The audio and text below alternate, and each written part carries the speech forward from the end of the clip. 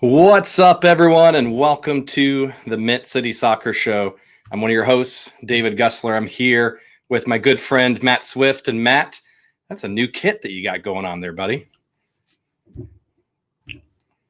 Yeah, I've got the Kalina goalkeeper kit, the red one, for those that are not watching on YouTube.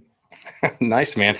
Hopefully you wearing that brings us some good voodoo this weekend, because Lord knows that Charlotte needs it right now, man. But we're here doing a live show on Twitter, Instagram, Facebook, wherever you can find us, YouTube. I don't think Snapchat does live video yet, right, Swift? Or maybe it does. I don't know. I'm too old for that anyways. But, man, it's been a little while. So I know I got to miss the show last week when you did a show with Jose from, Philadelphia. Awesome show, by the way. Learned a lot of things between you and him and really about our opponent, Philadelphia, a little bit. But, yeah, unfortunately, man, we did not walk away with 3 points this past weekend, right? No, this was a rough one. But it is to be said that we were traveling to Cincinnati, and Cincinnati has only lost once at home. We can't win them all, but I think this one just stings a lot because of the results beforehand. Yeah, and I have to be clear here. We haven't done a show since Philadelphia where we walked away with a draw and only got 1 point, and then we played Cincinnati and got 0 during that game. So, Matt, I know there was a lot of fans that were frustrated about that game. So first, before I share my thoughts on it, should the sky be falling for Charlotte FC after this latest game against Cincinnati? I think there should be some concerns and some frustrations, but I think, and I fall guilty of this. I think sometimes we get too high and we get too low. And hopefully some of the things I covered tonight will maybe put things a little more into perspective. And again, the loss doesn't really bother me as much because, like I said, you're not going to win everything. And, Cincinnati has lost 4 games this season. So, but yeah, it's the results that came before that. I think everybody's just kind of over it. I don't think the sky is falling. Yeah, I mean, Cincinnati, I think, was 13-1-1 at home this year, which, as a Charlotte fan, makes me very envious of their soccer-specific stadium that's state-of-the-art, brand new, and then they have an actual playoff team that is very good at home, and they win games at home, and they are in the Supporters' Shield race right now. So it's a pretty good feeling for Cincinnati fans, and for Charlotte to walk away with a 3-0 loss during that game is a little demoralizing. But I think for myself, it's not as bad as I guess a lot of people, even myself, were feeling after Saturday, right? Like, it sucks to go out and lose 3-0, and especially that third goal where Cincinnati was able just to dribble through the entire, it feels like 70, 60 yards of the field. But yeah, I mean, I think what hurts the most is that we've gotten no results before this game. If we had beaten Orlando or Philly or DC and got 3 points instead of draws during that time frame, I think a lot of us would have been able to chalk this game up to basically being, we lost to the Supporters' Shield runners, first place in the East, playoff contenders, etc. Yeah. But since we have no results except for draws, we keep getting farther and farther away from that MLS playoff picture. Then to lose in that fashion is kind of demoralizing, right? Yeah, I think not only to lose, I mean, one of the common themes and what we've talked about on the show is some of the personnel decisions, right? Some of the starting lineups, and then more specifically the subs and game management. I think everybody's getting pretty frustrated with. So, but to go back to something, David, we look at Cincinnati right now and we're pretty envious, right? But where were they last year, year before? Like, they literally were the worst team in the whole entire league twice. So again, that's I kind of go back to the sky is not falling. Yeah, we'll talk about where we could be, where we should be, and everything like that. But sometimes you've got to take a step back just for a second and say it's not as bad as we maybe think it is. Not saying that it's good and not making excuses, but again, can't get too high, can't get too low. So how do you feel with fans right now that are basically Latanzio out, because there was a lot of noise this past game with just the way the team showed up, the way we performed on the road against Cincinnati. I go back to Ashley Westwood before the Cincinnati game was talking about, they were embarrassed the way that they finished the Philadelphia game. They've got to go on the road, show that they can be in the playoffs, be able to play against a playoff contending team. And then we show up with a 3-0 loss against Porter Shield. So where do you feel right now with Latanzio being potentially out with all the fans and their noise on the internet? I mean, I think for a couple of months now, I've been pretty vocal on Twitter about how I feel about the coach. I love to try to give people the benefit of the doubt, but I really don't think he's a good game manager. He could be a good coach. He could be a good player coach. But I just don't think it's working out here. I think that him being, interim coach was good. He won back the locker room. We were making improvements. I just think after the offseason going into this new season, he just lacked confidence and just started doing things in a manner that made me feel like he didn't have a firm grasp on, one, what he really wanted to do, and just didn't have the confidence. You don't rotate that many players without overthinking and then playing people out of position. You don't do that unless you're overthinking and you're not confident. So a lot of that, and like I said, some of the sub decisions most of the year, I just kind of scratch my head. So for me, I think it's time to move on. To be brutally honest, and I hope this doesn't hurt anybody's feelings, I would like to see the whole entire coaching staff maybe leave. We're not very good on set pieces. We have a mental coach.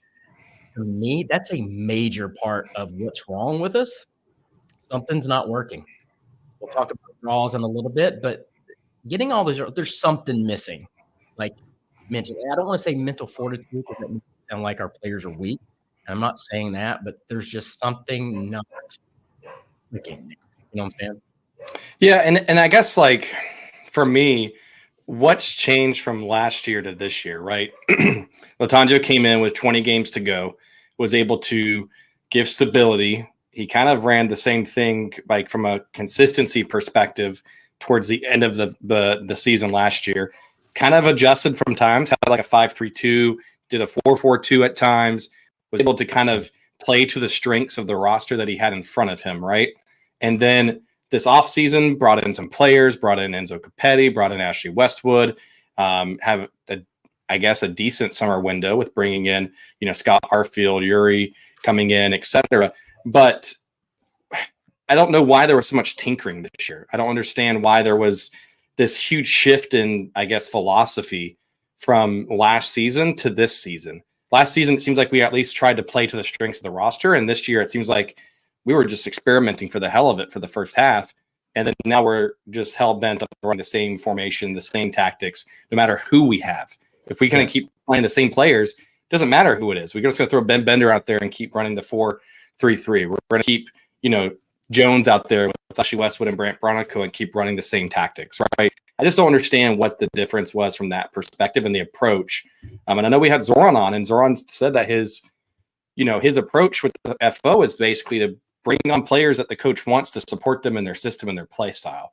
And I guess for me, when you were saying that you would be okay with having them potentially leave at the end of this season, that's another reset point. And if we have another coach come in, what's to say that half the roster again needs to get changed because it doesn't match the style of play that the new coach would come in? Yeah, I think a lot of fans think that the roster probably does need to be reset. There's a lot of talk about the roster. A lot of people think that it's not good enough, that the personnel are USL caliber, or we have quote unquote the worst roster in the league, which is absolutely ridiculous. And I'm going to have some numbers later that kind of disproves all of that. But I think the difference is just that lack of confidence, and then trying to force your style on a team that you don't have the personnel to do that. And I think the first half of the season is what has really done us in. The draws, and that many draws doesn't hurt you if we would have picked up some home wins. at the beginning of the season, right? I mean, I look at Nashville last year. I forgot how many draws they had. They had more than we do now, for sure. They set the MLS record for draws in a regular season. So like Yeah. they got more than us, but then they still were able to be in the top 5 in the East last year. Yeah. And it's those wins, and it's more specifically the home wins. And so those early results, I think that's what's done us in, kind of looking at how we've performed at the end of the year. And I mean, I would argue that we've done pretty well with all these draws, and it just sucks though that we've gotten that many. And I'll talk about some numbers here in a second, but yeah, it's frustrating. I think he just overthinks, and I don't think that he's a good in-game manager. I don't think he can assess the situation correctly in real time. So I'm going to pull a few comments up here that we kind of highlighted here a little bit on the show. So the first one comes from Michael here. And what he said is that he isn't playing our best players. And, you know, when a player gets hot, they disappear. It's so confusing. So I know, like, you put a tweet out, there's been some confusion in subs about the starting 11 at times, the subs that we make at times. We get players that tend to do hot. So I'll use Ben Bender as an example. Came in as a super sub, was doing really great. So the response was, we're going to throw him at right wing and start him for 4 games in a row, right? You know, Scott Arfield comes in as a super sub and scores impactful goals when he comes into the game. And then a game where we have to score some goals, he doesn't come on the field at all, right? So what do you think from Michael's comment here? And what do you feel from a sub and lineup perspective recently in the past game or two? It's a good comment, and it's confusing. What about Cambridge? Like, he was doing well, and then that's the thing. Like, we kind of make this, I guess, ongoing joke, like, oh, they must have did really well in training. It's what's happening in training, because that's the only way to really like sort through this and make any sense of it. Like, what did Brandon Cambridge do between when he was on fire and then just all of a sudden didn't play? And I'm not saying that he's the answer, but that's just kind of a scenario where, again, you have somebody doing well and then all of a sudden they just disappear. And that's happened a lot with Latanzio. There's no rhyme or reason to it. It doesn't seem like. Do you feel like, and I know the club's going to market it and they're going to say things how they want to say, and they're always going to be looking at it from a positive lens perspective, but are fans overreacting with this loss? Because like they did say, like, hey, they went unbeaten in 6 or 7 games, right? Technically that's correct, right? They haven't lost a game in over a month and a half. They beat LAFC, then they went on this draw streak. So was there positivity out of that stretch, or was it just kind of a feel good to kind of get us through that stretch from a team perspective? Yeah, I mean, the marketing team is always going to try to promote positivity and pump everybody up and just focus on that. I mean, they're not going to go for the negative, like, oh, we got to go play Cincy now. Ooh, like, that's just not going to happen. But I mean, you know, it's funny that I was going to say, because if you go on Reddit and everywhere else, they get pissed with like the marketing. It's like, come support the team and do this. Like, people expect them to basically put up there and be like, oh no, we suck again, GIF, and be like, that's our marketing for the game coming into this week? I honestly don't know, and this should not be a shock to anybody. Do you follow any sports teams at all? I don't know of any team that's just like self-deprecating, like, and if they are, they're probably a joke club. Like, I don't know. Our marketing team is not going to be self-deprecating. They're not going to put out negative stuff. I don't see how this is. Do they think people are going to show the Brecht highlight of him tackling Philadelphia in the box and be like, look forward to this next home game. Please come and spend your money here at Bank of America Stadium. Yeah. We hope this doesn't happen. Womp, womp. Have the loser game show music playing. But yeah, that's what baffles me a little bit from that perspective. So we got some more comments here and questions just about like some of the stuff here, Swift. So Abram put on here saying, Bender benched after a brace against New York Red Bulls, right? Cambridge relegated the Crown Legacy after a brace in game winner against Chicago. Arfield missed after 2 crucial goals. It doesn't make sense. So, I mean, I think that's the frustrating thing for Latanzio, is that we have these sparks and then we just let them disappear, or we have this, I don't even know, like just we lose the momentum from subs and starting 11 sometimes. Yeah, it doesn't make sense, and it's not consistent, and it makes you wonder what the hell is going on in training, where week to week, you're going to see different people in and out, and then people dropped, and then people coming back. And as a player, that can't be comfortable. And I feel like you can't get into a rhythm with other teammates. And I mean, you start getting used to the players around you, right? And we've talked about that. I just have a hard time trying to figure out what the coach is thinking, what the training staff is going through, what they're seeing. I mean, there's going to be injuries that we may not know about, personal stuff maybe, but it's just very odd.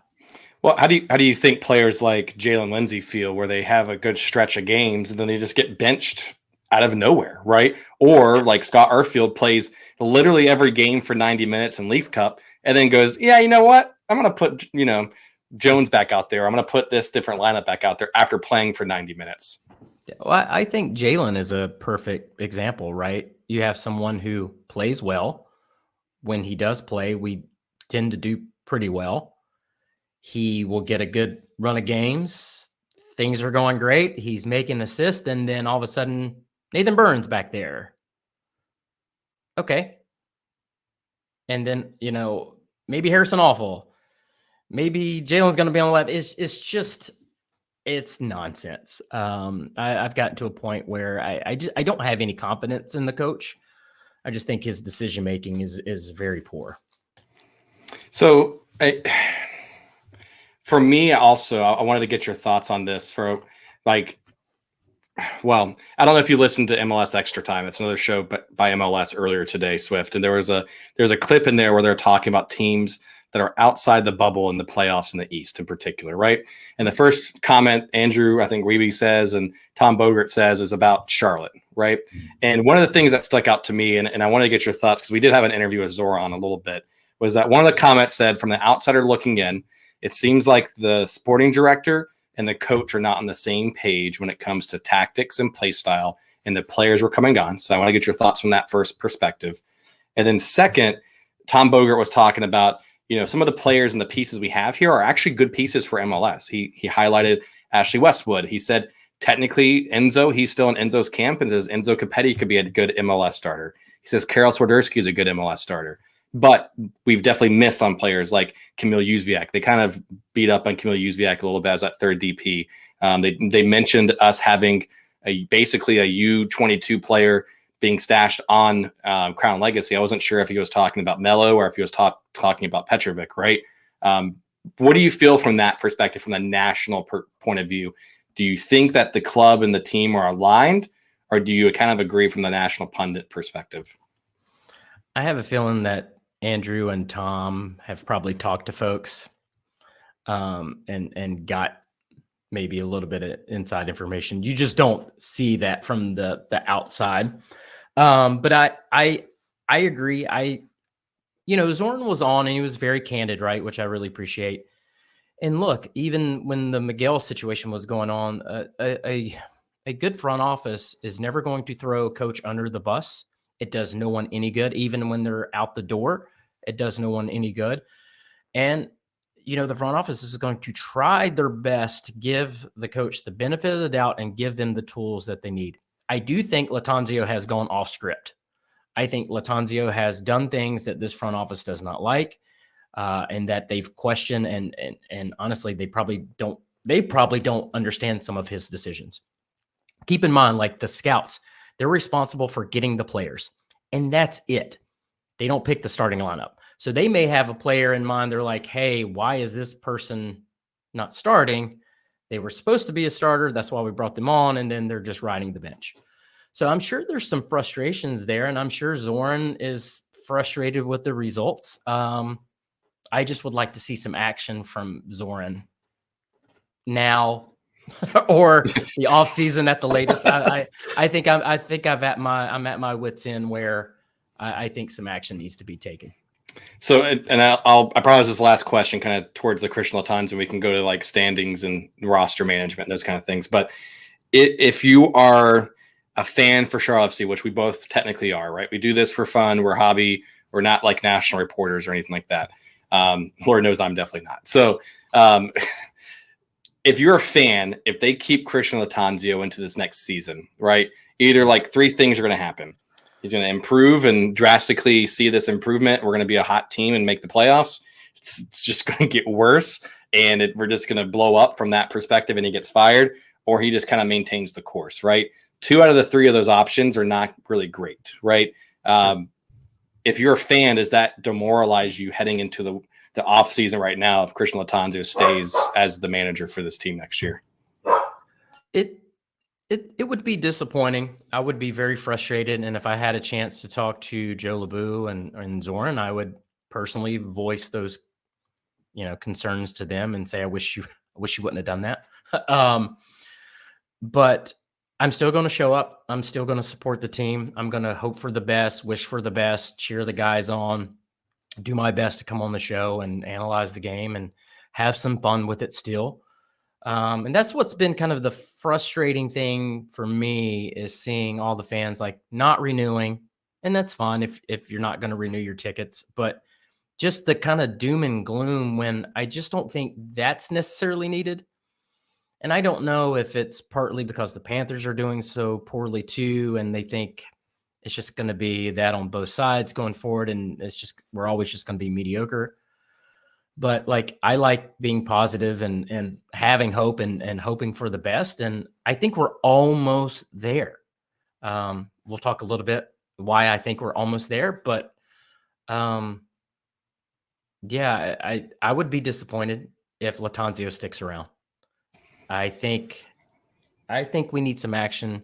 I think the fans, I think even the Lattanzio fans, I think are kind of like, I don't know. I don't know if this is working. Maybe it's just not going to work out for him here.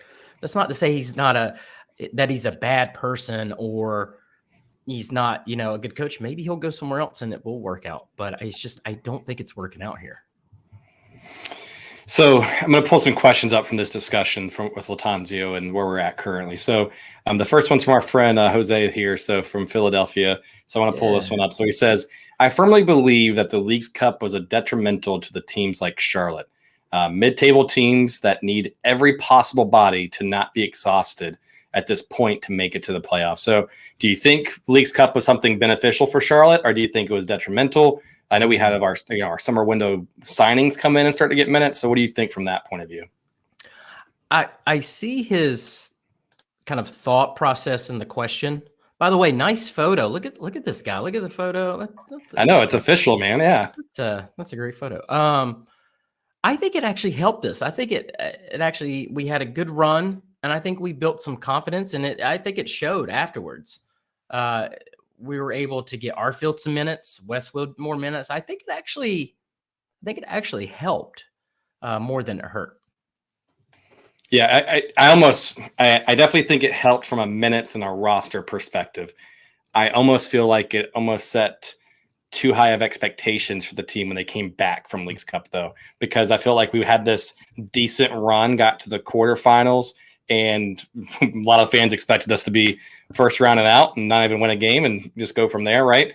But then we get this kind of confidence. We're like, oh man, we can kind of win. And then we beat LAFC, and it's like, oh my God, like what's about to happen here? And then we just crap the bed and just draw for the next 4 matches. So that's a good question there, Jose. So thanks for asking. So this one's from a little bit earlier in the show. So this one's from Zach. So he says, question for you, Matt. So Matt said he was going to cover this, but I'd love to hear each of your views on the reasonable range based off our roster. Matt said 6 in the East. I think it's mostly between 7 and 11 if we had a good coach. So what's your thoughts first, Swift?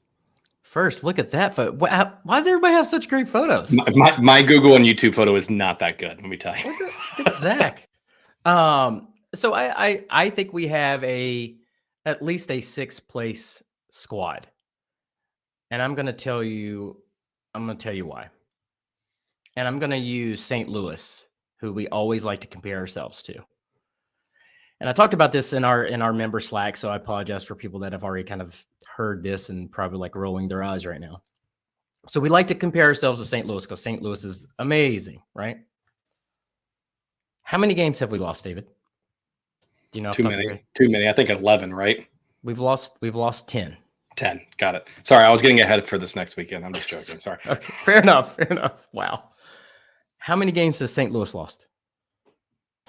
I would say the same if I had to guess. That is correct. Okay. The difference is the draws.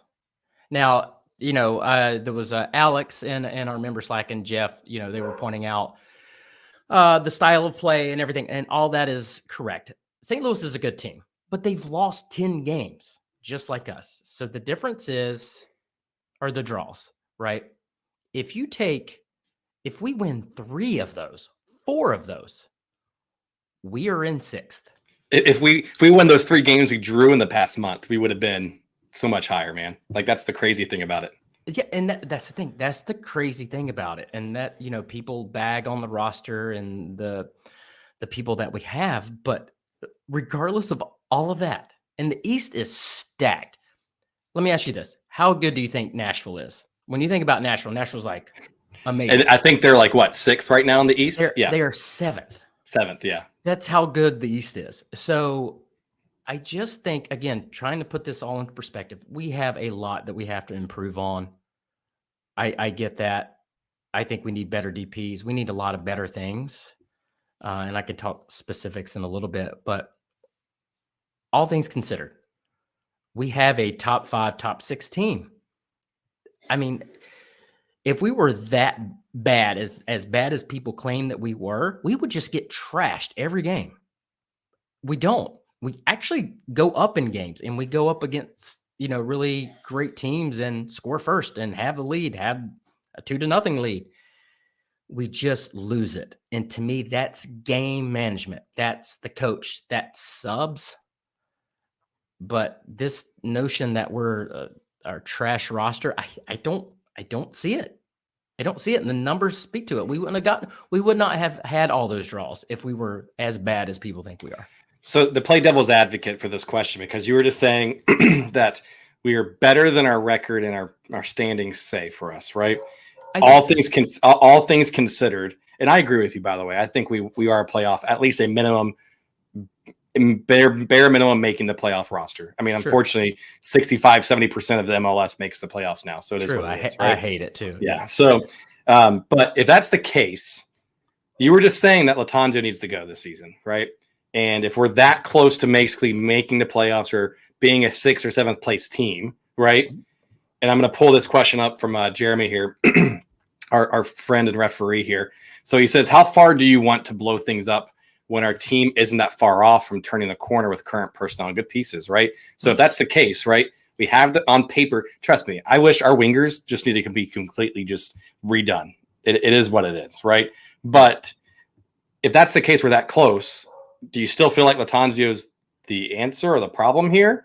Or is it early season, like, I don't want to call players out in particular, but like the way our defense played early in the season was just horrendous, right? Yeah. Our midfield wasn't keeping possession like it should have been. We finally learned too many months into the season, but if we're that close, do you really want to start fresh next year and blow everything up or what? I don't think it's blowing everything up. I think you need to get a coach in that can make in-game decisions and make better subs. I think we have decent wingers. I think we're probably, this is my opinion, I think all 3 DPs won't be here next season. I like Swiderski. I wish he would stay.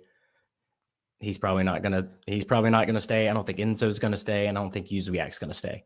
So, I mean, Józwiak just hasn't really come good. He's a winger that I think everybody, and I think the staff kind of depended on to deliver. So you go out and get one now. And then you reassess kind of the Enzo, Swiderski, who's going to play what role. Do you want 2 number 9s? What are you going to get? Are you going to get another playmaker? So yeah, I don't think you have to blow anything up. And I guess to the scouting team's credit, they went out and got Arfield. They got Westwood. Yes, they're older, but it helped fix a little bit of the midfield. I think they totally shit the bed on Bill. I hate to say that. Bill was a horrible signing. And I hate that for Bill, and I hate that for us, because I thought Bill was good before he got here. He just has had a wretched season for us. He's been MIA now. So I just think we're missing a couple of different pieces. And that's it. We're not far off, I don't think. But there's a lot to be improved.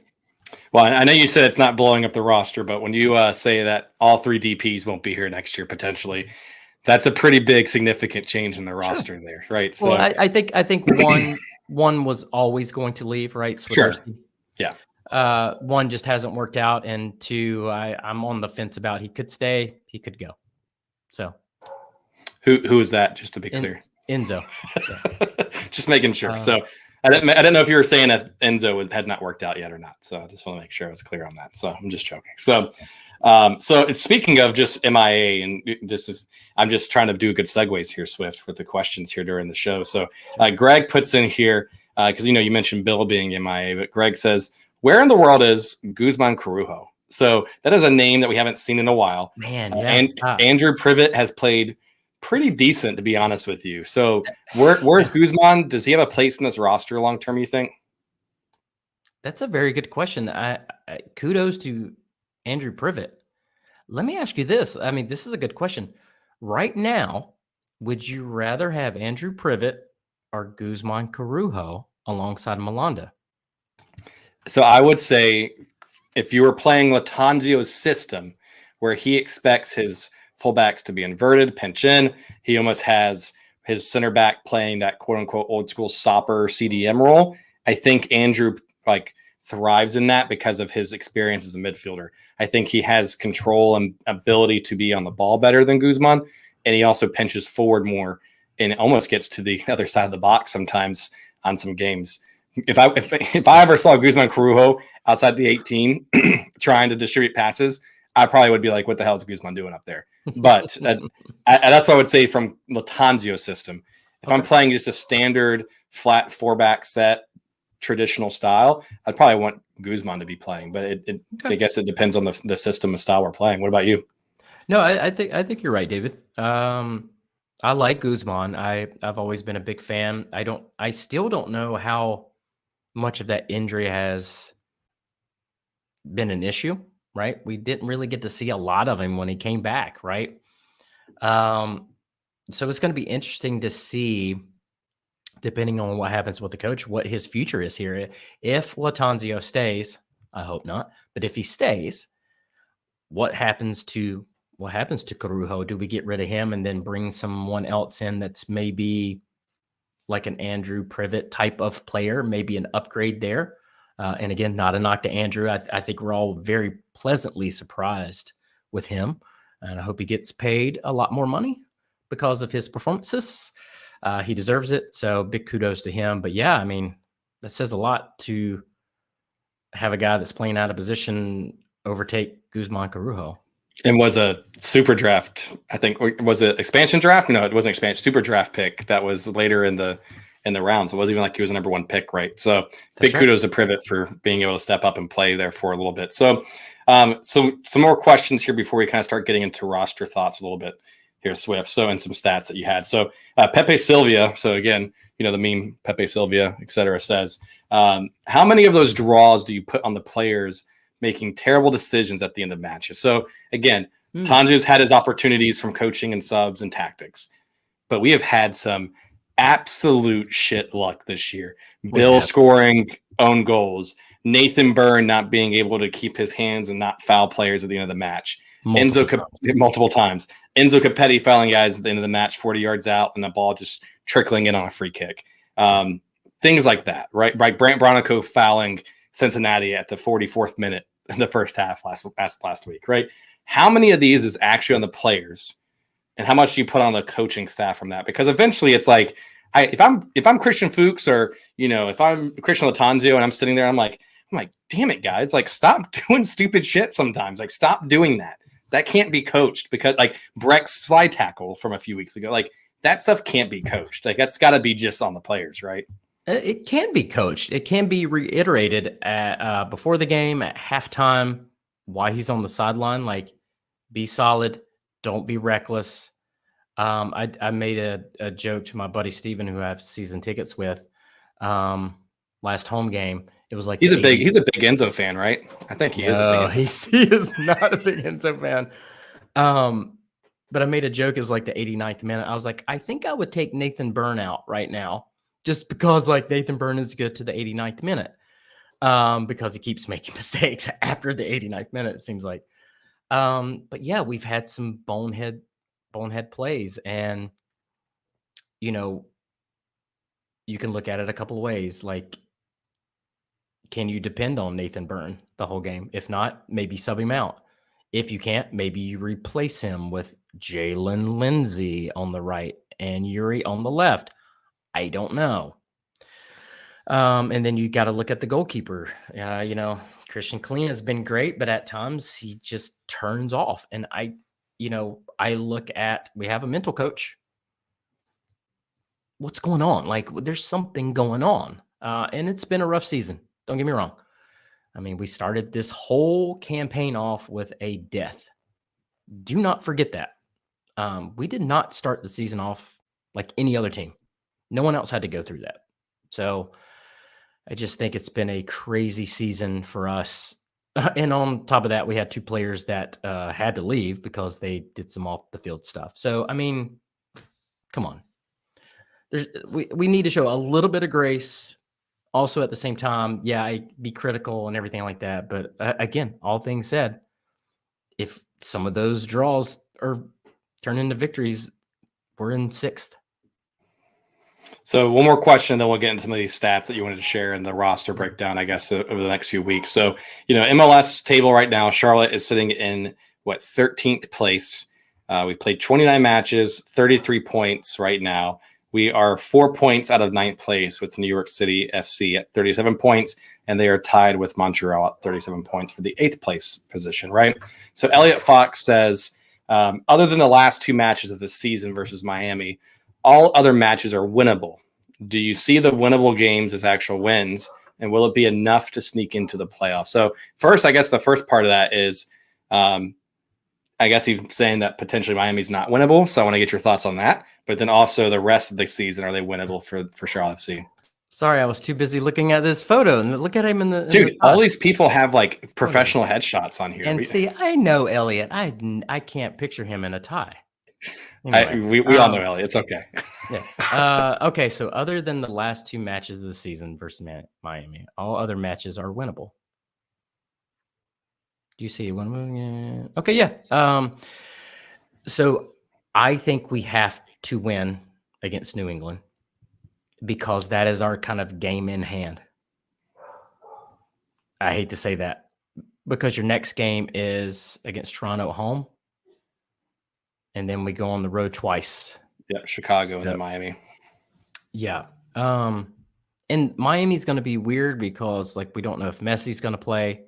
We don't know the other injuries to some other players. So you got to go to New England and you got to take care of business because that one's the crucial one. Because, again, that brings us level with the amount of games played as everybody else. And I think I don't have the table pulled up in front of me, David, but I think that gets us to at least kind of tied for 9th. Yes. Yeah. So if we win this game with the game in hand against New England, we would jump up to 36 points, which would be tied for DC United at 10th. Right. 10th. Okay. Yeah.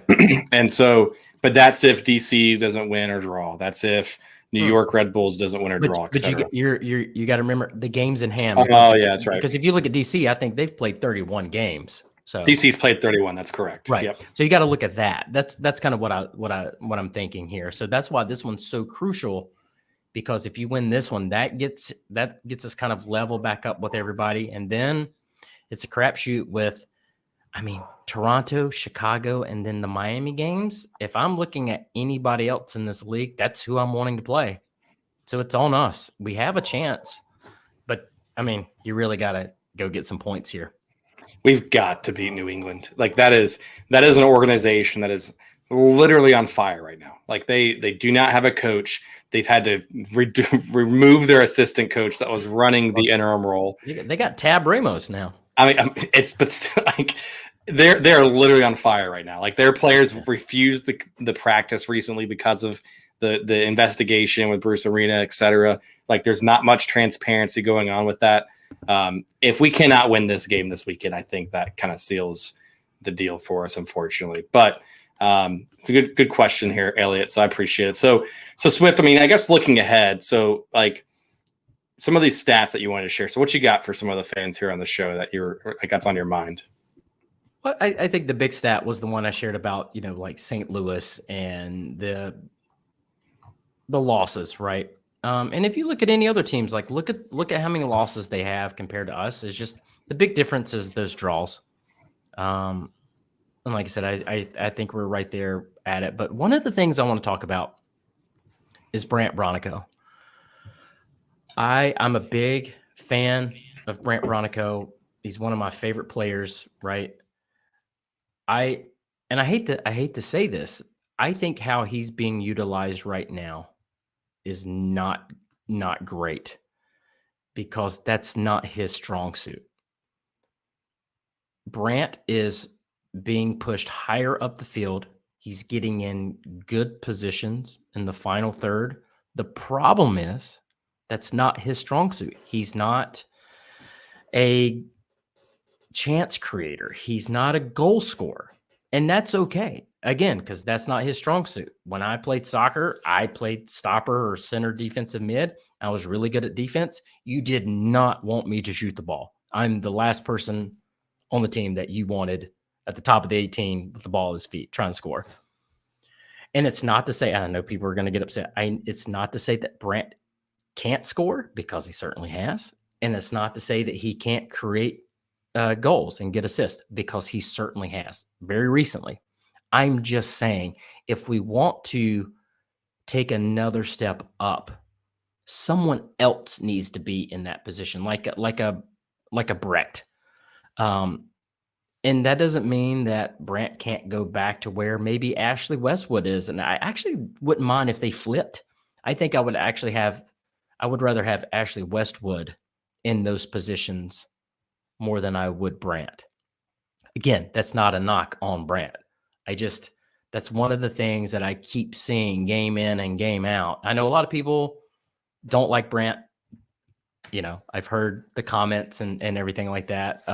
They don't think he's not caliber enough to be in MLS. I disagree, but I think if he's going to keep getting in those positions, we need somebody that is willing to, shoot the damn ball, because that's a problem with this team. No one wants to shoot the ball.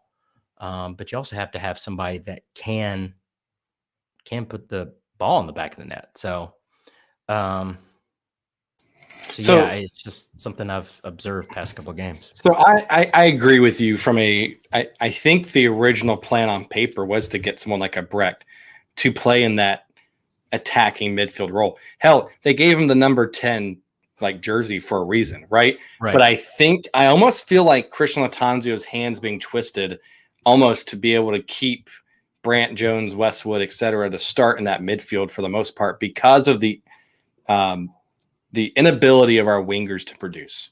That is why you're seeing players like Ben Bender out at wide. You're seeing Brecht start at wide, because we've seen basically no production from Kamil Józwiak. We've seen no production from Mackenzie Gaines. We've seen haven't seen him back since injury, right? You've seen Justin Merrim have hot and cold flashes. He scored recently, but he would go through these droughts, right? Sure. I think the biggest opportunity, and the reason why you still see them playing in that midfield and starting in that potential, is because we're having to use our midfielders that we expected to be in the middle out as our wingers, because of the potential caliber of our wingers, right?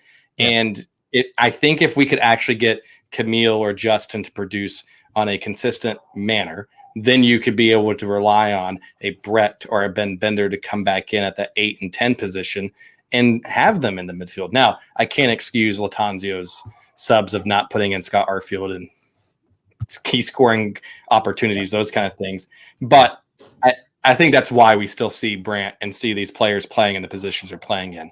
I love Brant. Brant's probably one of my favorite players. He's a local guy, does so much for the fans, and works his ass off. He's been asked to play left back. He's been asked to play CDM, CM, Cam. He does whatever he's being asked to do. He never complains about it. But I think it's because of the inability of our wingers, personally speaking.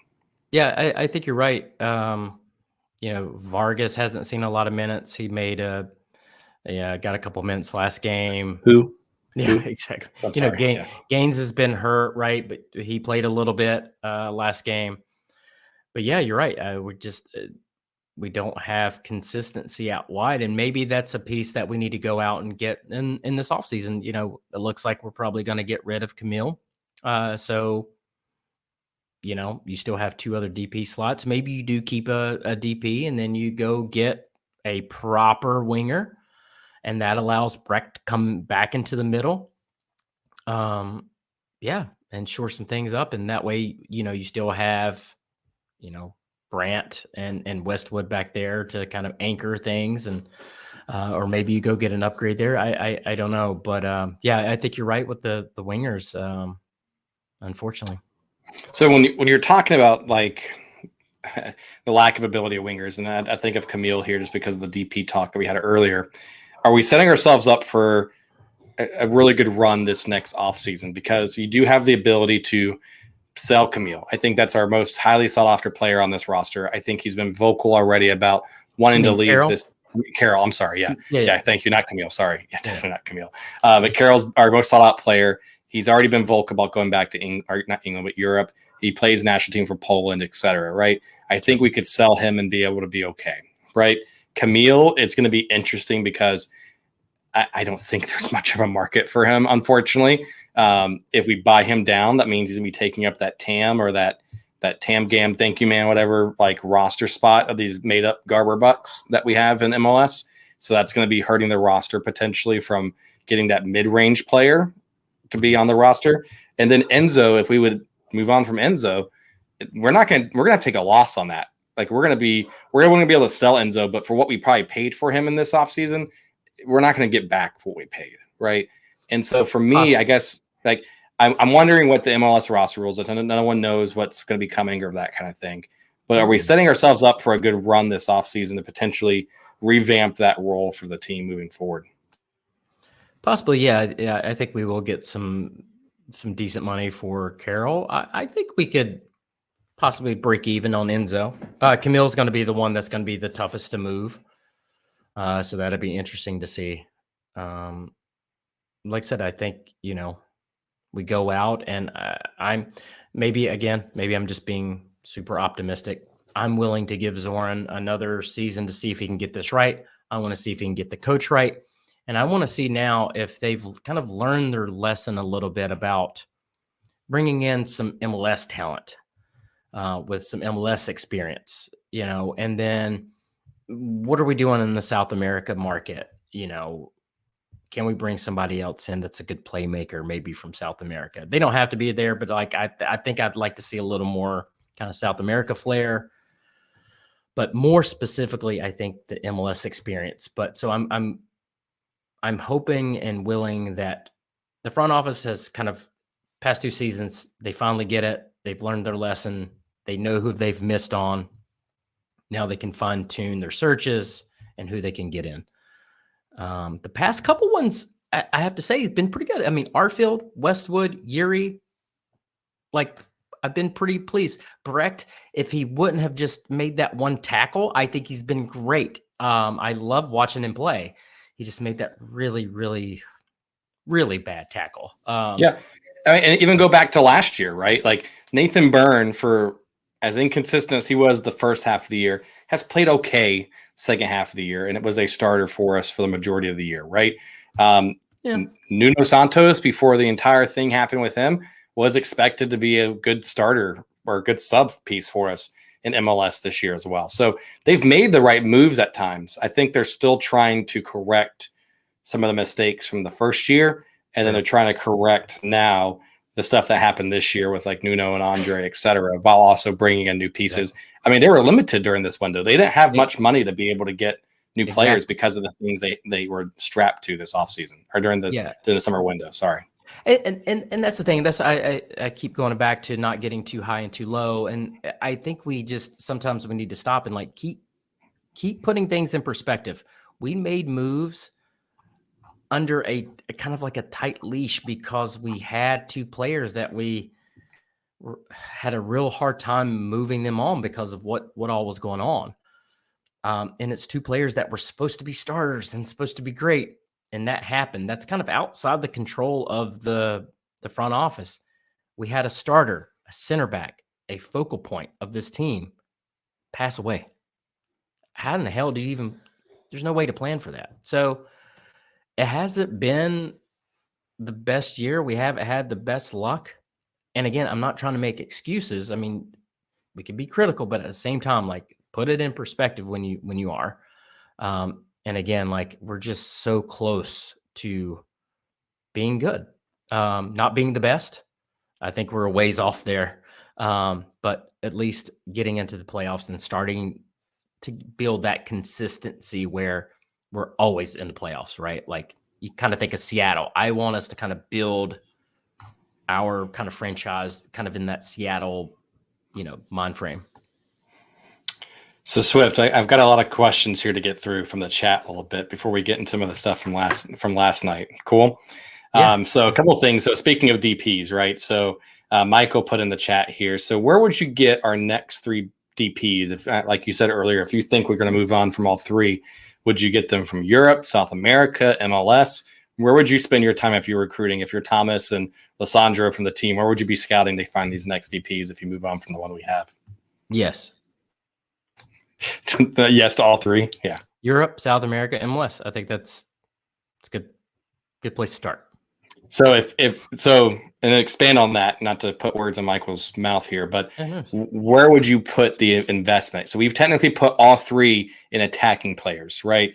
We don't really have one on defense. We don't really have a midfield. I guess you can say Carroll's a midfielder, but not really. And then we have Enzo and Camille, right? So all 3 are striking type players.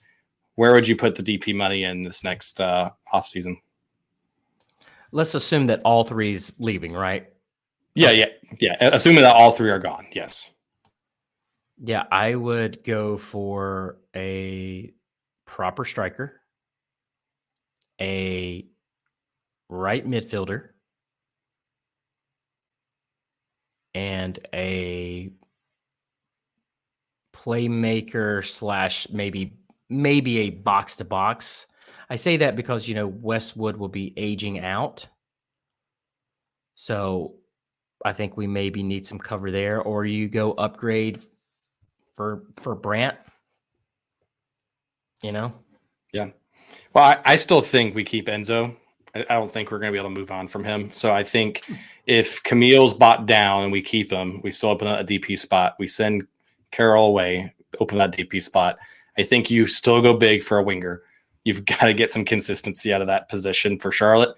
And then I think you go from a midfield, right? You've got Westwood. You've got Brecht, which could be that box-to-box. So why not get that cam attacking type midfielder? You have your winger, and then you have Enzo as your striker. Because I don't think we'll sell Enzo, to be honest with you. I think he's in our future plans, personally speaking. But I'm not the biggest fan of that, but I think that's just the reality that we're in from that point of view. Again, another question from Michael here. So with potentially expanded rosters next year, could we be screwing ourselves by hitting the reset on our roster with everyone in shopping mode at the same time? I don't think we're like resetting. I think we have a lot of good players on this team. I think we have a lot of young players. I keep looking. You got to look at Crown Legacy, man. I mean, look at Patrick. Look at Brandon. Look at Pekovic. God, look at everybody on Crown Legacy, basically. Well, and that's not even mentioning Petrovic, right? Who I think is going to be moved up to the roster. Pekovic. Sorry, I can't say that. I can tell you that because Becca, I hope she's listening. She always gets on me for saying Petrovic, but it's Pekovic. Pekovic. Okay. So even with Pekovic coming next year, I think they move him up, right? And that could be a CDM, and then you move Westwood into that box-to-box 8 potentially, or you can switch either one of them out. I don't know. That's a whole nother like wrinkle that I haven't even thought about is the future legacy players, right? Yeah, I mean, you're talking about players up front. I mean, Patrick's been solid and progressing. Not maybe an out-and-out starter, but definitely like a super sub, I think. So I know some people are like saying, "Hey, shit, throw Patrick up front, put Swiderski underneath. Let's go." So yeah. So Jeremy again says here for a question. So this goes back to Camille a little bit with the Camille talk. So he says, was Camille not having a good string at wing before getting injured? And do you think he could return to that form? So I know he had an early start to the season. Then during U.S. Open Cup showed some flashes. Do you think that's the real Camille, or do you think what we're seeing now is the real Camille? First, Jeremy has great hair, by the way. Look at this photo. He does. And he's a great referee too. So yeah. Wait a minute, what was the question? So you got distracted by the hair. So I got distracted. So basically, is Camille the Camille that we saw earlier in the season? Is that the real Camille, or is the Camille that we currently have now? Is that the real Camille? Man, I want to say the Camille we saw at the beginning is the real one. I don't know if it's just not clicking with the team, maybe, or it's got to be tough for a player to get rolling and then get injured and then get injured again and then get injured again. I mean, he's had a history of being injured, and so it's hard to get going that way. So, but I would like to think that he could get back to that form. We really need him to in these last couple games, but I think the writing's on the wall. I just don't think they probably have confidence in him going forward. Unfortunately, it just sucks that he got injured because he was doing so well. Yeah, I agree. I mean, I think. Hell, they banked on him. Remember Zoran's comments earlier in the last year. If he can score in England, he can definitely score against Salt Lake. So unfortunately, that's not the case. So some fun questions here. So the first one's from John Davis. This was asked a while ago, but I wanted to make sure we came back to this. So EAFC, formerly FIFA for Xbox, PlayStation, PC, whatever, releases later this week. So if you play, what's your first roster move with Charlotte FC when you're in control? So funny enough, I was playing the trial. You get 10 hours worth, so I've started playing that. So I first thing I did was get Charlotte FC, and I had all intents and purposes to I'm like, all right, I'm going to play the first season with the roster that we have, and then I'll make my moves. Immediately, Cincinnati left. He just left. I had no control over it. He just left. I was like, cool. And then the very next thing happened where I got an offer for Enzo Capetti for $4.9 million. And I said yes. Because I think his value in the game is like $3 million. I'm pretty sure if we got that offer right now, I would be okay with that, or that offer for Enzo as well. I'm a business guy, man. I love my players, but at the same time, business is business. And I got that offer, and I was like, I can't turn that down. So who'd you put up top after that? Did you put Carroll back up top, or you put Patrick up top? Yeah, I took Carroll back up top. And I haven't made any other moves. I haven't signed anybody else. So that's kind of like the next thing. But it's interesting, some of the player ratings. That's a good question. I appreciate it. Yeah, they are. Yeah, some of them are just, I don't want to say atrocious, but here's the thing, I cannot start Andrew Privet in the No, you will get demolished. Because he's when you're 52, 52, you can barely walk. They just make you so, it's so bad. I don't think anybody that's a professional soccer player should be rated 52. It's absurd. So there's a couple players that are starting that I can't start because they're just too low if I'm actually going to win any games. Well, that's how they justify the European leagues, is that, if you go play MLS, they'll be in the 50s. But, Spain and England and France, they're all in the 70s, 80s, 90s. But, I think Patrick is 52 or 54 or something.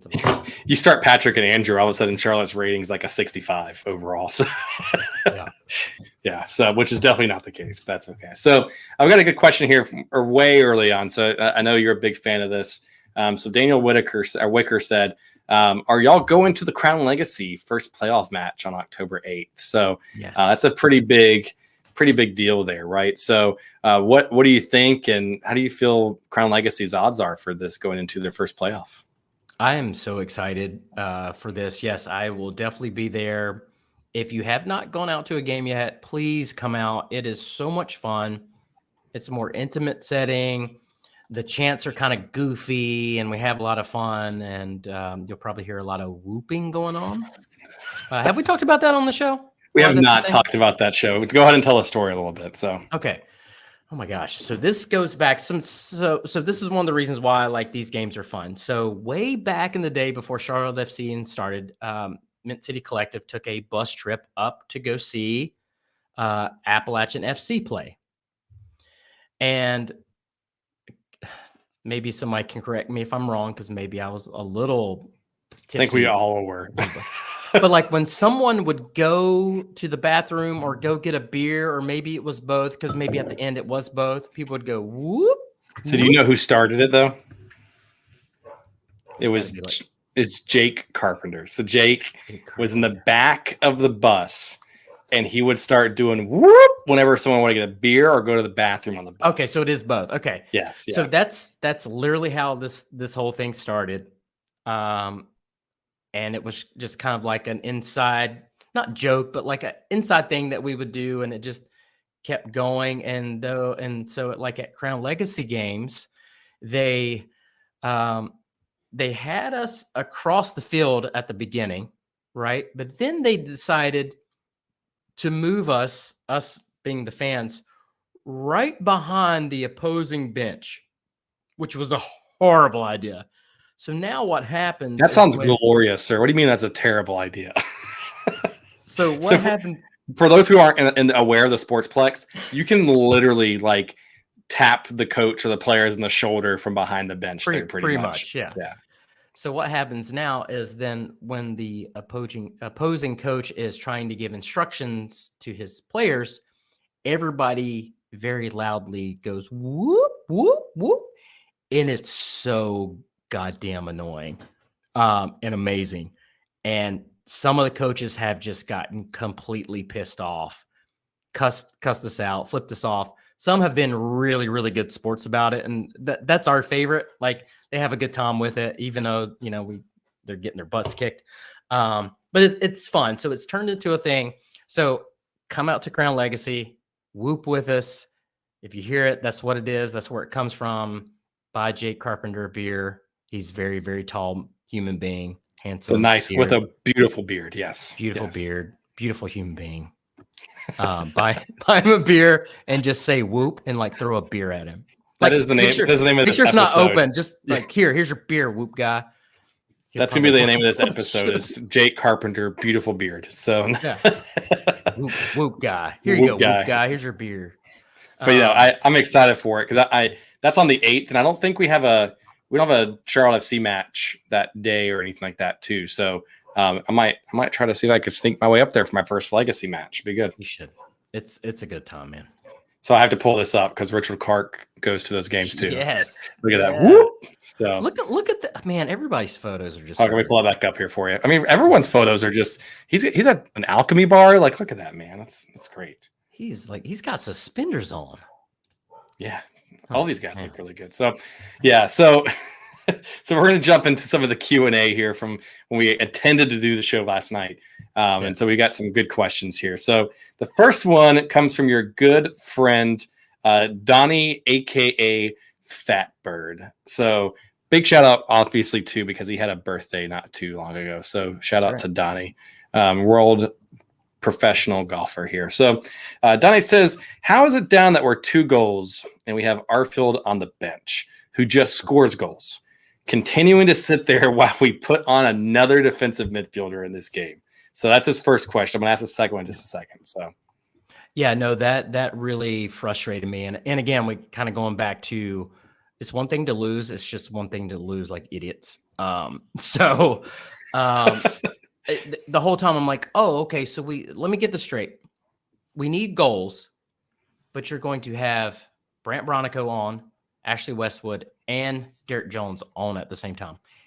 And I get the argument that you're trying to make sure we're not getting scored on, but we're not creating any chances at all. We're not getting any shots on goal. We're getting our ass kicked. It doesn't matter at that point if we're losing 10-0. Like, try to score a goal. Our field's on the bench. It made no sense, and that's the reason why I have a hard time believing in this coach. And I think we need to make a decision to just move him on, let him go somewhere else, and have a good career somewhere else.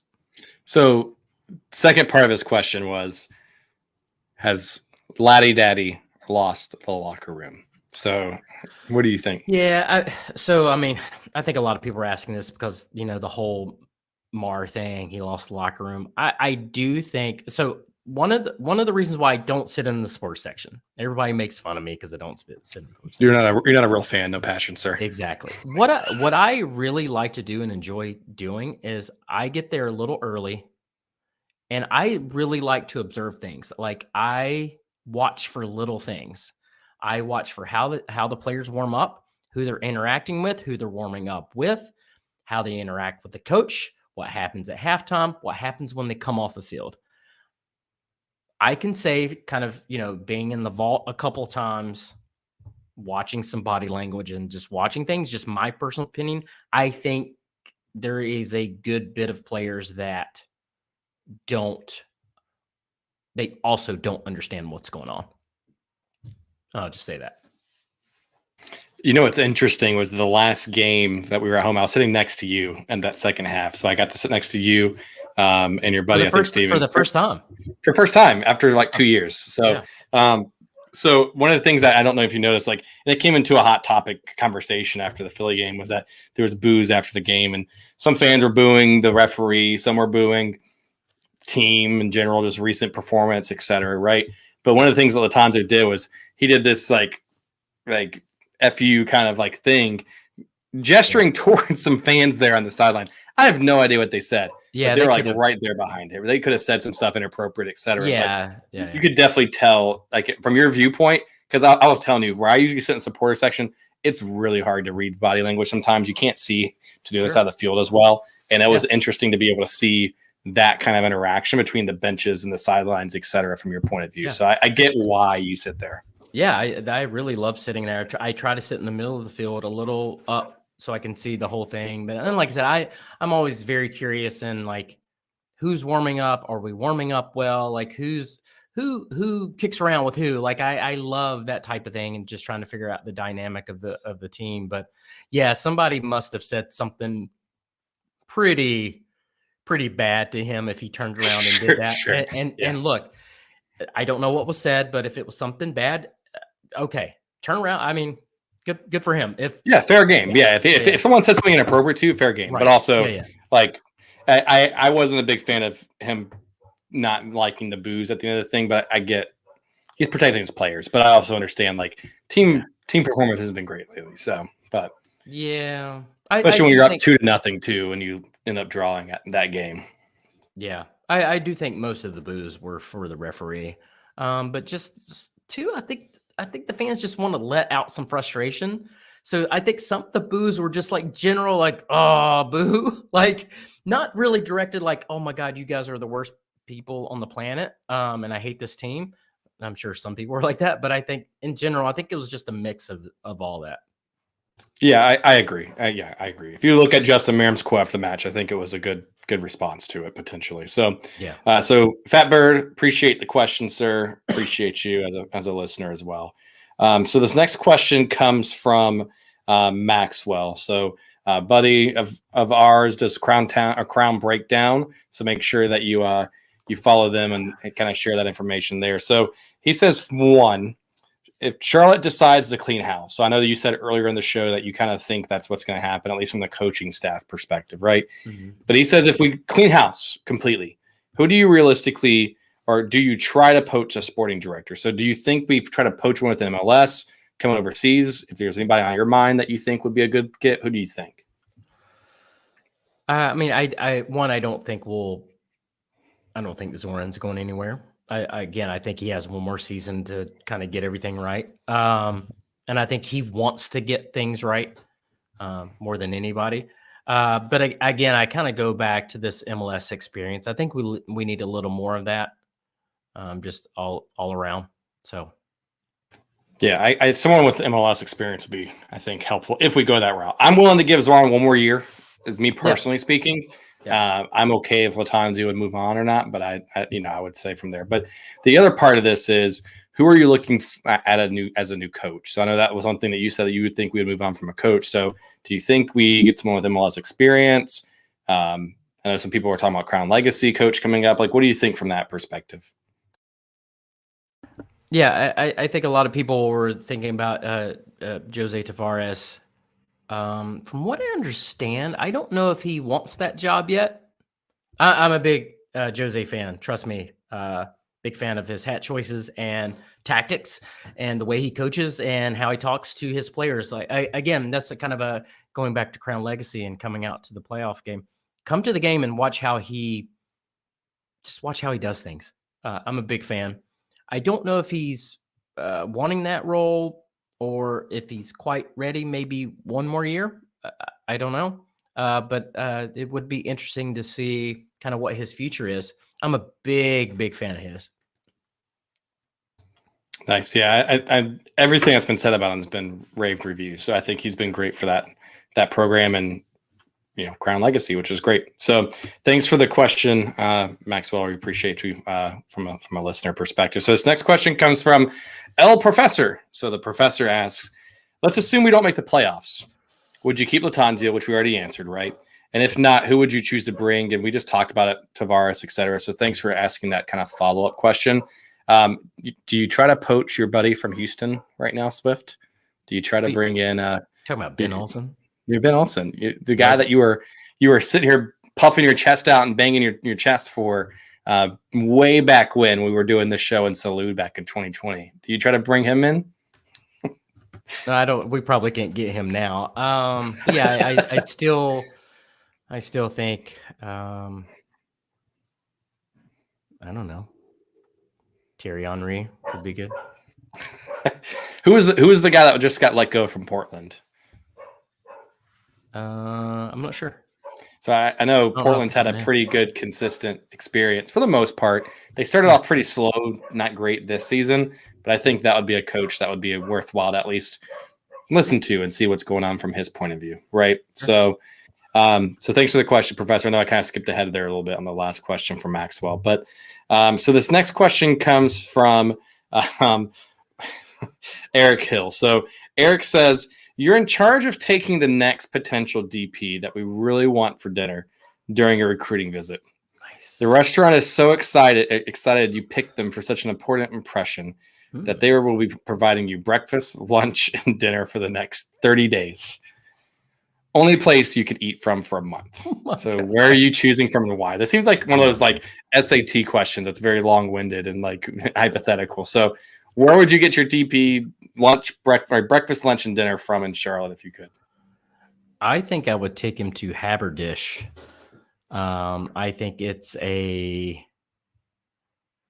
good Southern like representation, but kind of elevated. They have a very diverse menu, so that could help you. Like if you're going to eat there every day for 30 days, that could help. And they have great cocktails. It's in a very cool neighborhood, David, that you're very familiar with. So yeah, I think I would take them there, show them the neighborhood, and have some good like Southern food, and let them know what it's all about.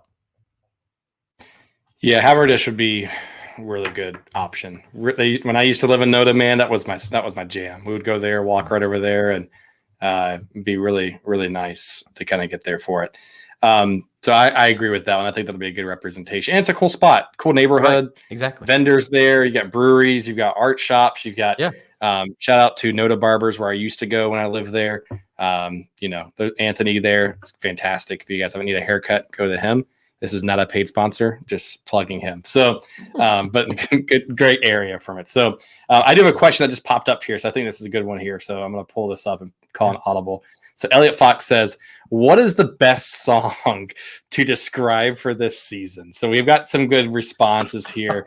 I'm going to pull a few of them up. So just to let you, I want to filibuster here for a second for you. No, I got one. I got one. Okay, go ahead and I'll pull up the answers here from the chat. So go ahead. Oh, it just popped in my head. I have no idea why.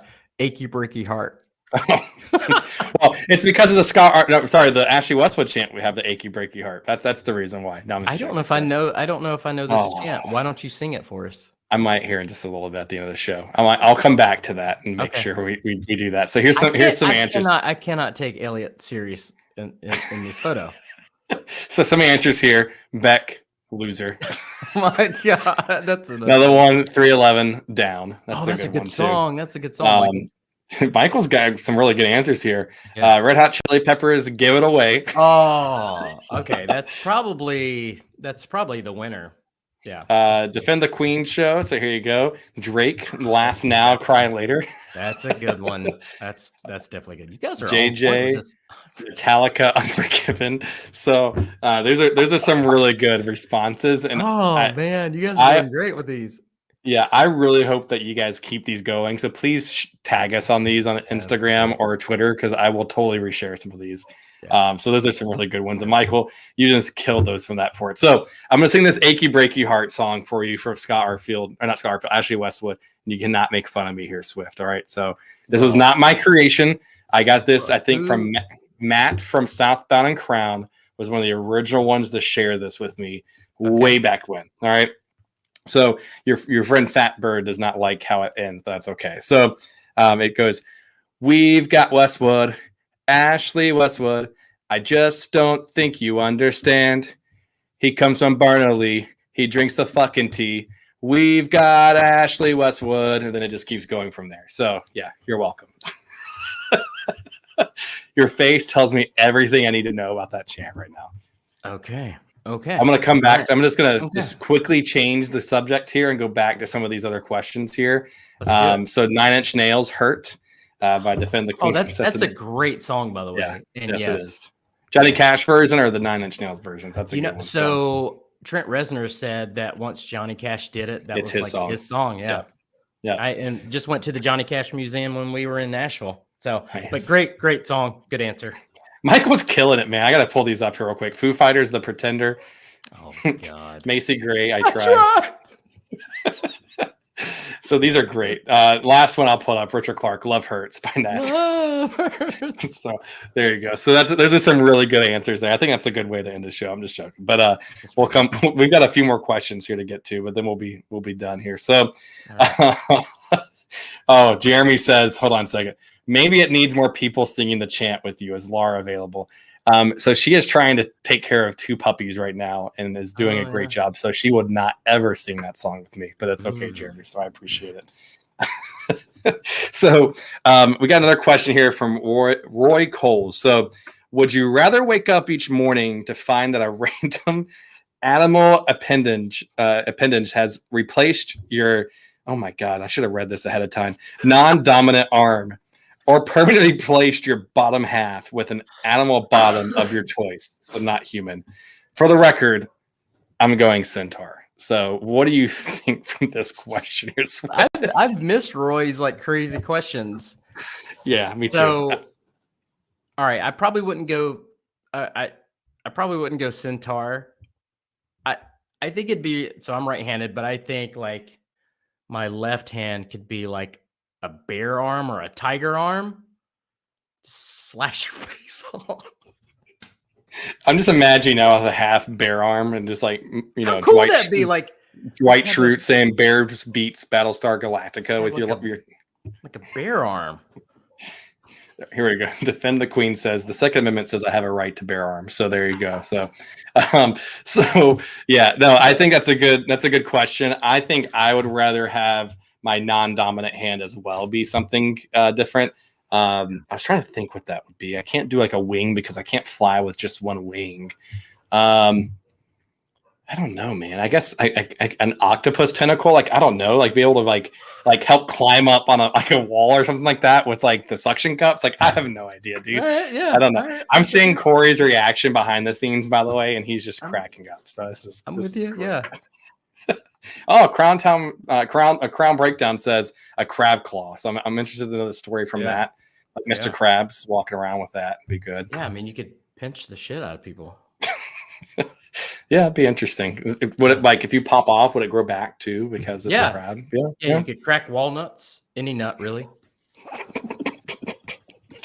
The show's just gotten silly. It's just point blank. Why don't we just do a show just this and we don't talk about soccer at all? think this is the best way to end the show. So, so I've got one last question here from Kate, and this one is near and dear to my heart just because of the show that she references here. So Kate says, what movie would you love to give the Mystery Science Theater 3000 treatment to? It can be a movie that aired during any of the show's runs or something completely new. So are you familiar with what that is, by the way, Swift? Oh yeah, I'm a big fan. Sure. Yeah, I'm a big fan. I mean, I love Goonies, so I would probably say that one. Yeah, because they always do like the really like awful movies, but I think Goonies would be a good one. So I'm gonna pull one out of like thin air here. I don't know if you've ever seen this, but I love it because it was also a kind of running joke with Paul Rudd and Conan O'Brien way back in the day. Have you ever heard of the movie called Mac and Me? Yeah. So there was like this ongoing joke where Paul Rudd would just play this clip to promote whatever movie or TV show he would be like promoting on Conan. And they would always cue up the same clip. And it was like this kid in a wheelchair, like going down this hill, and then be like this alien that popped up out of nowhere, and they would just fall off the cliff and go into this rock quarry. And then it would just cut back to Paul Rudd being deadpan, like serious with Conan, and just being like, yeah, that's my newest movie. It's my newest TV show. Right. So it's such a ridiculous movie. So I'd love to see that get treatment for, that style of a show to kind of get the commentary while it's being on TV or on air for it. So be really good. So, yeah. So I'm going through these questions real quick before we end the show to see if there's anything else that we missed here. Michael, again, winning this thing for it, but Pixies, Where's My Mind? I'm partial to that show or that song. So love the Pixies. Elliot Fox says Britney Spears, Oops, I Did It Again, draw. So it's good. So that's a really good one. So, and so the last question or last comment I'll put on here is that I feel like that's a bourbon and soccer show. So here's in reference to us just doing fun questions like that. And maybe we make a segment of that in the 100th episode, since that's the next episode, Swift, where we just do fun questions with some special guests. To be fun. Yeah, we want to do something a little, this is episode 99. And we want to do something a little fun for 100 and make it like a celebration, because I sure as hell didn't think we would get to 100. Corey, who's, behind the scenes producing the show, he's been here since the very beginning. Him and Johnny started this thing. I think David and I came in around episode 13. Something like that. It was after they did an episode in their backyard after COVID. So yeah, they basically invited us to join them in a podcast, and then Johnny was like, "Yeah, I don't want to do this." Johnny just said deuces after that. You do it. Yeah, that's basically how he talked me into becoming a MCC officer too. So he also convinced me to run for president for that. Yeah, it's all Johnny's. It's all Johnny's fault. So really, if you guys think about it, he is the puppet master behind all the MCC stuff. Was Johnny Wakefield was just pulling all the puppet strings while he's in Tennessee now doing God knows what. So he's doing God stuff. That's what he's doing. Yeah, he is kind of doing that. God knows what he's doing. God stuff is what he's. Hopefully, he listens to this show still, and he can get that joke at the end. So he has probably listened to less episodes than Chico. No, I think he's listened a little bit more than Chico, but I don't know. Well, I mean, he did the first couple, because he was on the show, but and he did the 50th episode with us, so that's already more than Chico, right? That's true. Yeah. Yeah.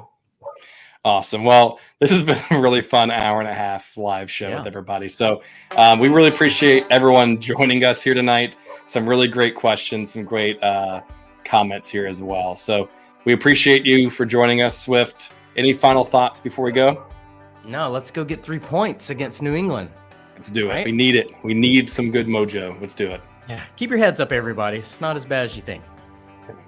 See you, everybody.